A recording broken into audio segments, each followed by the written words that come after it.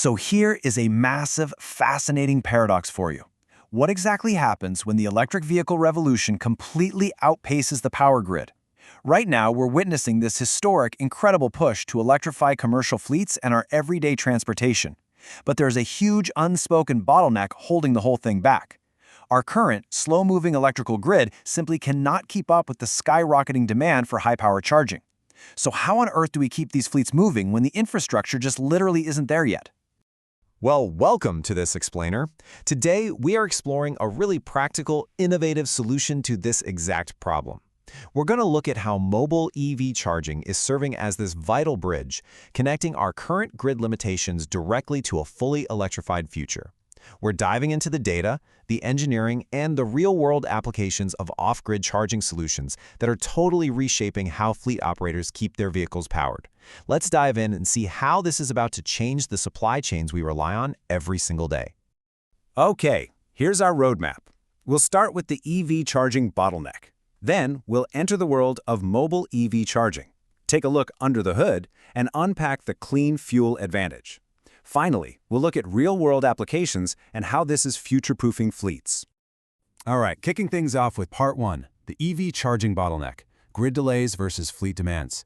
To really get why this solution is a game-changer, we first have to understand the harsh realities that operators are dealing with on the ground right now. There's this incredibly stark contrast happening today. On one side, installing permanent, fixed 60-kilowatt DC fast-charging infrastructure means costs that can easily blow past $100 grand. And honestly, it's not even just the money, it's the time. Operators are facing agonizing permit delays and wildly expensive electrical upgrades. In some cases, waiting for grid connection can take years. But on the flip side, we have mobile solutions. We're talking no permitting, no expensive electrical upgrades, no on-site construction, and literally instant deployment. It's a completely agile approach that just completely bypasses that grid dependency. Which leads us right into Part 2. Enter mobile EV charging. Let's meet the pioneers of this off-grid movement, who are stepping up to fill this massive infrastructure gap. One of the real innovators in this space is a company called L-Charge. They specialize in off-grid EV charging solutions that essentially just remove utility and site constraints from the equation entirely. They provide modular power and charging services so commercial fleets can deploy EV infrastructure incredibly fast, scaling exactly with their demand, instead of just, sitting around waiting for the local utility company to catch up. $10 million. That is the massive multi-year award secured by Pioneer Power Solutions for their eBoost mobile charging platforms. So businesses and investors are clearly waking up to the fact that to deploy EVs at scale, we absolutely need these fast, off-grid solutions. Whether it's for events, disaster recovery, or daily fleet operations, there is some serious financial momentum driving these mobile technologies forward. But here's where the tech gets really fascinating. This L-Charge vehicle is essentially a Trojan horse for the EV industry. At first glance, you might think, oh, it's just a giant battery on wheels. Actually, scratch that. It isn't a battery at all. It's a fully functioning fleet service truck that just happens to have high-power 60-kilowatt DC fast charging built right into it. So let's jump to Part 3, under the hood, engineering the L-Charge service vehicle. We really need to look at how this engineering works because this is what makes the equipment so revolutionary for day-to-day operations. The real genius here is how they achieve all this power without losing the actual utility of the truck. The 60-kilowatt DC fast charger is powered by an onboard power takeoff system, or PTO. This means it's running directly off the truck's engine and existing fuel supply. There are no giant, heavy, space-hogging batteries filling up the truck bed. This setup gives you up to 15 hours of continuous charging. And because it doesn't need those massive batteries, it still keeps its air compressor, its service crane, the tools, the fluid storage, the whole shebang. Plus, and this is huge, because it weighs under 10,000 pounds, you do not need a commercial driver's license to drive it, and there's no heavy trailer to tow around. Stephen Kelly, the CEO of L-Charge, really hit the nail on the head when he said, "It's a service truck first, with high-power EV charging integrated in a way that doesn't compromise space, safety, or productivity. Basically, you shouldn't have to sacrifice your daily operational utility just to support your new electric vehicles. It's just a highly pragmatic approach to electrification." Moving right along to Part 4, the clean fuel advantage, beating the grid at its own game. Okay, we have to address the elephant in the room here, emissions.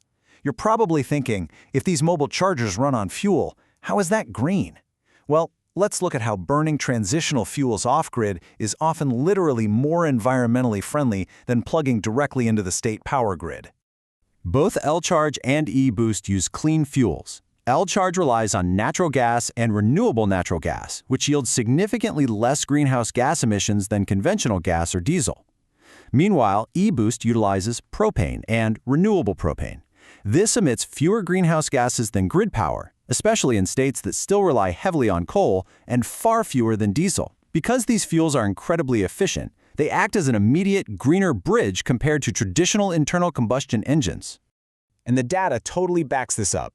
An air emissions impact analysis by Montrose Environmental Solutions showed that the L-Charge system dramatically lowers average greenhouse gas emissions compared to traditional diesel and gasoline. In many states, this natural gas-based system actually generates lower emissions per kilowatt-hour than the existing electrical grid.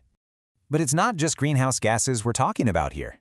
Looking at criteria pollutants, the off-grid L-Charge system slashes nitrogen oxides and non-methane organic gases by about 60% compared to conventional vehicles.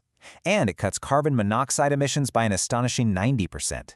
So operators are able to meet those stringent emissions targets right now, today, without waiting years for a grid upgrade. Which brings us to Part 5, real-world applications, including rescues and remote power. How does this actually play out in the field for the folks managing these fleets every single day? Let's picture a roadside rescue scenario. Did you know a lot of electric vehicles actually get damaged during traditional towing? It ends up costing fleet operators tens of thousands of dollars. Instead of dealing with that, when an EV is stranded with a dead battery, a standard non-CDL driver just dispatches the L-Charge service truck. In just 10 minutes, that onboard PTO charging system adds 35 to 50 miles of range to the stranded EV. The fleet vehicle safely gets back on its route, and the service truck goes on to its next job, which, hey, might be fixing a flat tire using its onboard air compressor. It is a super efficient multi-tool approach to fleet management. Finally, we land at Part 6, future-proofing the fleet, focusing on the zero-emission horizon. It's clear this works great today, but is it just a temporary stopgap? The data definitely suggests otherwise. These platforms are designed for a totally seamless energy transition. Right now, fleets can use renewable natural gas to drop their carbon intensity by up to 25% compared to standard compressed natural gas. But looking forward, the L-Charge technology is explicitly engineered for flexibility with hydrogen. So as global hydrogen supply chains mature, these exact systems are ready to adopt hydrogen combustion or fuel cells. And that means absolutely zero CO2, methane, or nitrous oxide emissions. Which leaves us with this final, somewhat mind-bending thought to consider. If these mobile charging units can provide on-demand, high-speed power anywhere, and if they can eventually run on zero-emission hydrogen without requiring massive infrastructure costs, when that hydrogen infrastructure finally matures, will commercial fleets even need to rely on the traditional power grid at all? It completely reframes how we think about the entire future of transportation. Thank you so much for joining me for this explainer on the mobile EV charging revolution. By rethinking the connection between the vehicle and the grid, these innovations are truly paving the way for a more resilient and sustainable future. Stay curious and keep learning.